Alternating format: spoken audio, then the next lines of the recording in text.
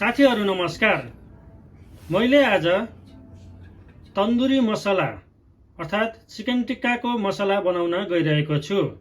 यसको लागि मैले पानी हटाएको भनौं या दही छानिसकेपछि 500 ग्राम लिएको छु।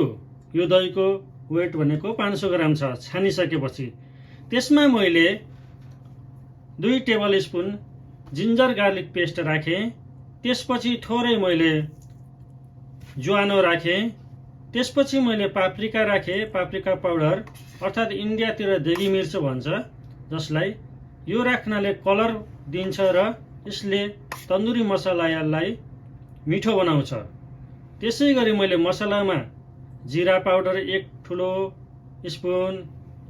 स्पुन धनिया पाउडर, 1 ठुलो स्पुन गरम मसला, 1 ठुलो स्पुन किचन किङ र थोरै मात्रामा कस्तुरी मेथी, मिचेर राखेको कस्तुरी मेथी र त्यसमा रेड चिल्ली पाउडर यदि स्वाद अनुसार राख्नु होला।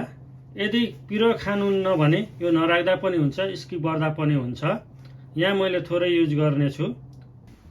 त्यसपछि नुन चाहिँ स्वाद अनुसार राख्नु होला र यसलाई राम्ररी मिक्स गरिसकेपछि यहाँ कलर कम भएको हुनाले मैले थोरै कलर पनि एड गर्ने छु। त्यसपछि यसमा यदि दही अमिलो छैन भने थोरै लेमन जुस राख्नु होला। यदि अमिलो बढी छ भने कम राख्नु होला। सकेसम्म दही युज गर्दा यसमा मसला बनाउँदा अमिलो दही लिनुभयो भने एकदम राम्रो बन्छ। त्यसपछि यसमा थोरै तोरीको तेल राख्नु होला। तोरीको तेलले तन्दुरी मसलाको स्वाद झनै राम्रो बनाउँछ।